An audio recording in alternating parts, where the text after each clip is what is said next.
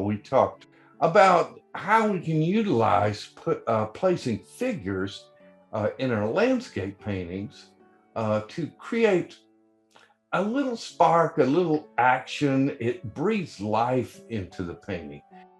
And we're about to add the legs. And I don't know why, see, so often we come in and we paint the legs, and they're two little short little Toulouse-Lautrec legs. And I see all the time. Here are the percentage of the proportion. Your head and your neck is 10%. So your torso is 50%.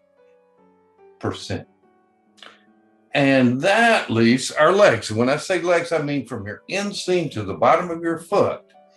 But if that is 60% to there, what would 40% be? Maybe something down about there. What we see is if we come in and add 40%, that is just about the right proportion.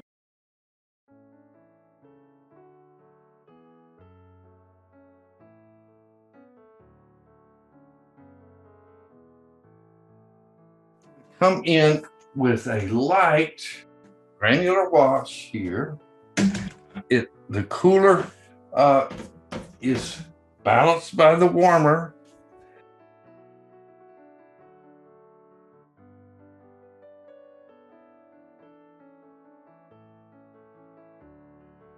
I'm putting it next to, but then letting the pigment, I'll demonstrate that better.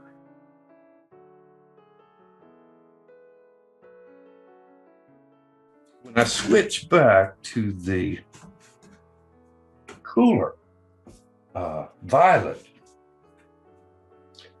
I'm not putting that into, but just coming up next to and letting them blend, so to speak, so that they mingle a little bit, and I'll overlap them and stick a little bit in there as well. And I also, I do a lot of hints of green in these washes too. So I'll bring in a couple of these are accentuation colors. I don't want to just paint the rocks brown or gray, so to speak. But notice that I'm not putting into, I'm putting next to and letting them blend on the page. We don't need to hold on to the edges of the drawing too much at this stage of the game. We want to paint through them and let them blend a little. I'm looking for every time, trying to find a different answer to the color. So it changes, it alters.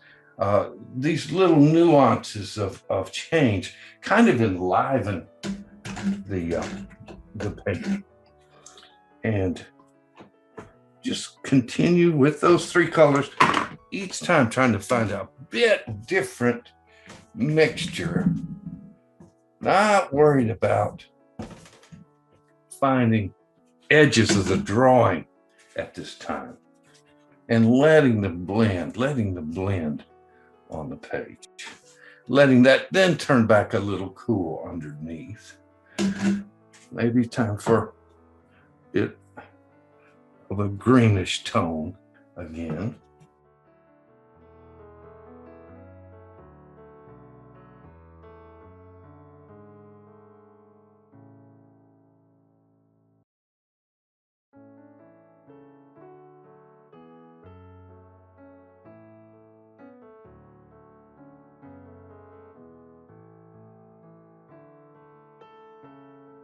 This is all just a bit of the same. So I'm strengthening it and letting it alter. The page is very wet so that we're painting on a slant. If we'll just put them down, notice that I'm painting top to bottom. So because we're using gravity here. and it flows together nicely. I'm going to wet down. I guess I'm going to wet all of this down.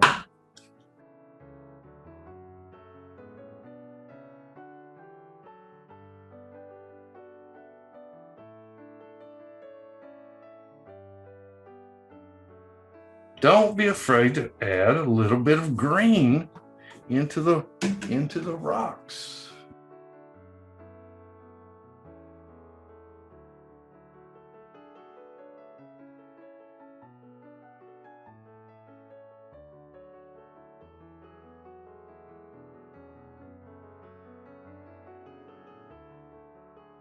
I'm using now a little burnt sienna with the fuchsia, and that makes for a warm tone there.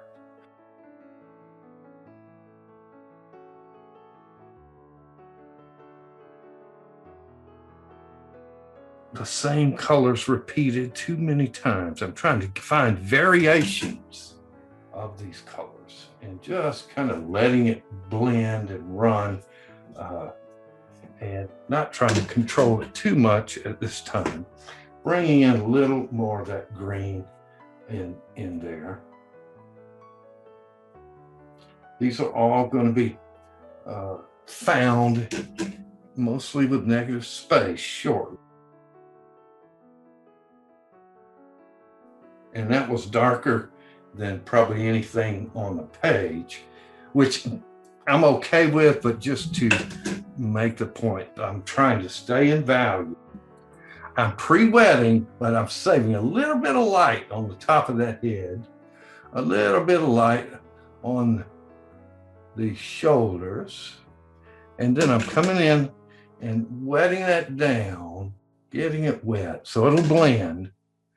Again, this is called a granular wash, and don't want it to be too strong. So it's nice and clean. I'm just going to come in and touch, but I'm saving a hint of white there, touching in a time or two, and then we'll let his pants go down to here. Okay. And now I'm saving a little bit. I'm coming down and I'm letting it go back to an earthy flesh tone,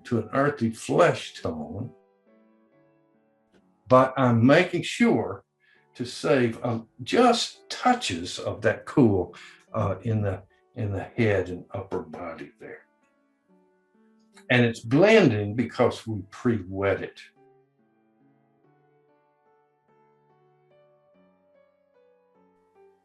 For instance, right now, I'm going to come in and just take this and put in that and then bring it up here. So that is a warm, but it's not exactly the same warm as this. So the whole goal here is to have variety in the mixture rather than having exactly the same note being played over and over again.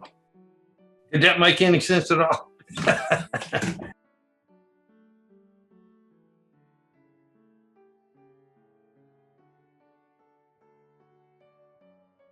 It kind of reminds me of early in my teaching life.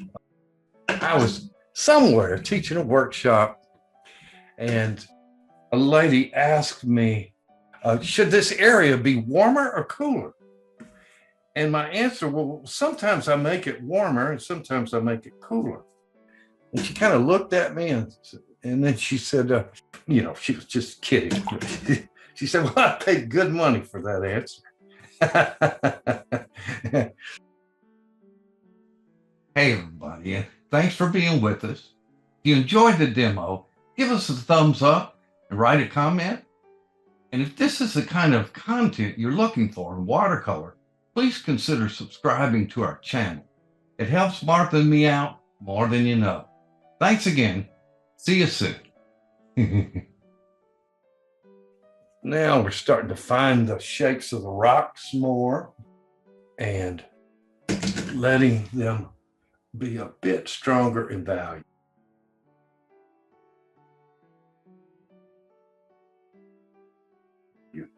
This is, and there again, when I look at the monitor, this almost looks dark in here, but that right in here, that's about the middle value range.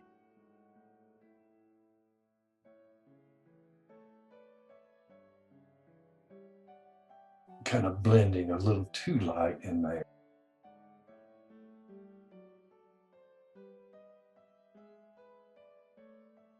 Warmer as well as cooler. I did it again. I don't know if y'all can see a hard edge there. So I'm coming and feathering that out and letting it blend away.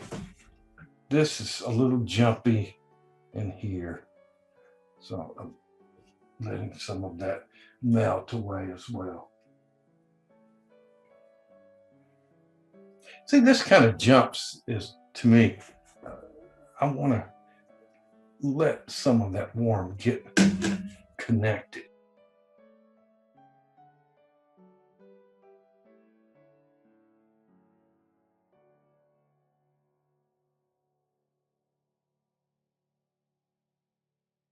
I'm now mixing a little more magenta. Instead of using the fuchsia, I'm using the magenta. And when I mix that with the ultramarine, you're getting a beautiful violet, but it's not exactly the same violet. There's a little variety in it. One of the things I talk about in design class is overlapping. The more you can overlap objects like rocks, the more three-dimensional they become. I don't know why it is, but we have a tendency to paint a rock, move over, paint a rock, move over, paint a rock. And so they're all the same size, they're all the same color, they're all the same width in between. And if we overlap, put one in front of it, let that one blend into and connect into, we create a unity in these rocks. That begins to make them seem much more three-dimensional.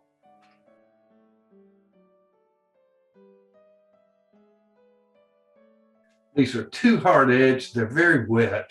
I'm going to soften them soon, but I don't want them to just creep back together. And while I'm at it, with all of that, we'll touch in so it has some variety in color. Maybe reach into that green and that as much variety as we can find.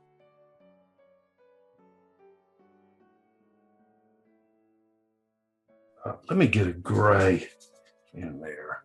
Is that right? No, a little warmer.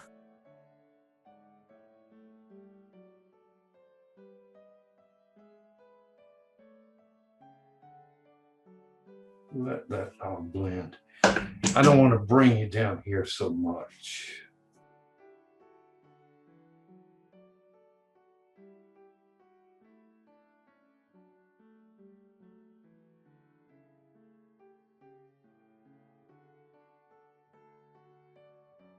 And soften the edge.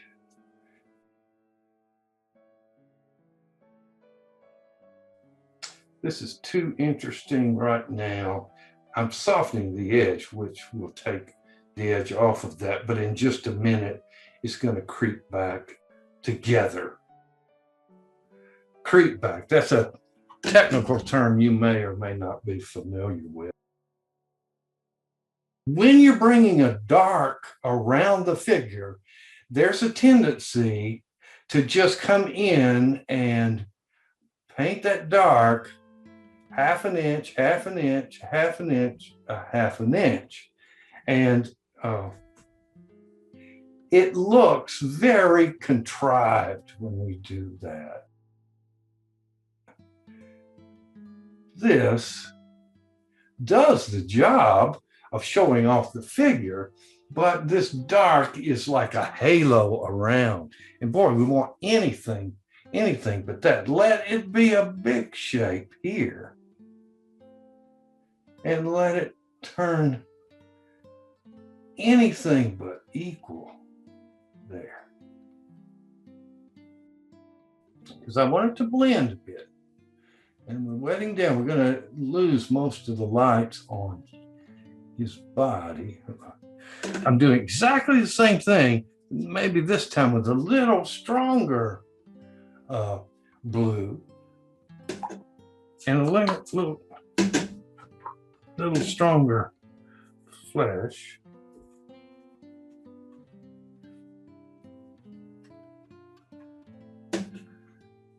And I don't want it too strong, but we can adjust it. Just touching into letting that blend away.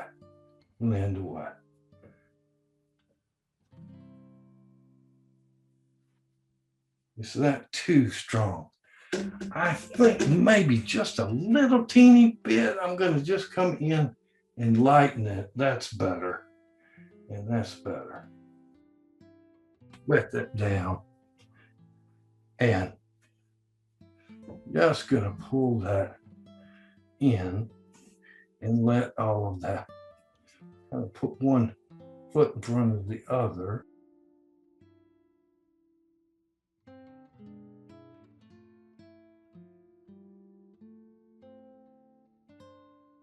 And let that turn darker next to the lighter. And now that I've got it darker, I'll pull in a bit of something cooler in there. Just have to push it around until it starts reading properly. And I'm not sure you do right, but we'll get you. Now mixing that fuchsia and Aurelian, the hot stuff. I don't want it to all be flat or all the same. I don't know if the color, it reads fine, Don. You you should leave it alone. But now I know I wet that down. It should be blending, but it's not.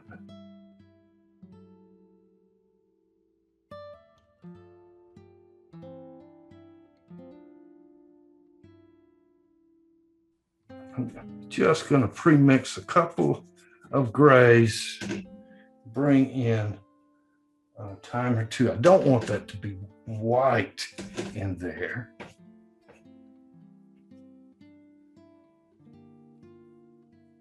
And some variety, so it's not all the same reflection.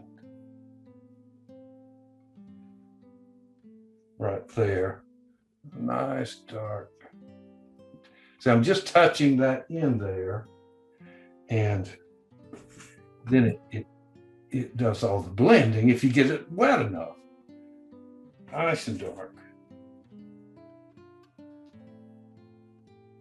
I want just so dark then.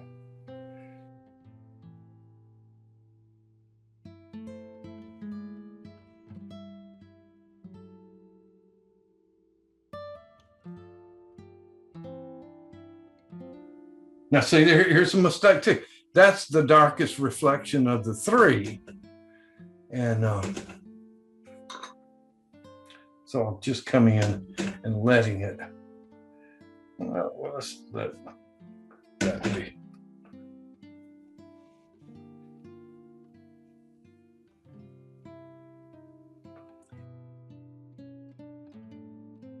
Somebody wanted to know about you don't have a shadow under the figure.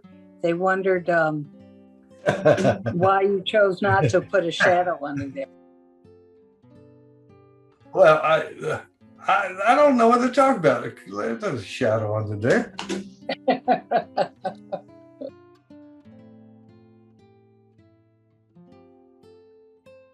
There we go. Whoever just said that, thank you. I can't see the parts for the trees. Another thing is I noticed this rock divides a little too straight a line there. And so I'm going to let that shadow break in over here.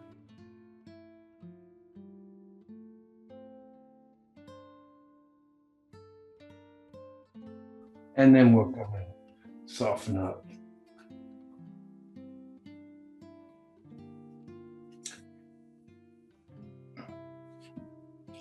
And these are little things. It's so funny.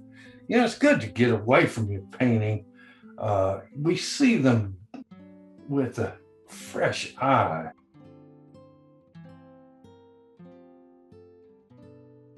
And that just helped break up that straight line, I think, a little bit. Wasn't a major problem, but every little alteration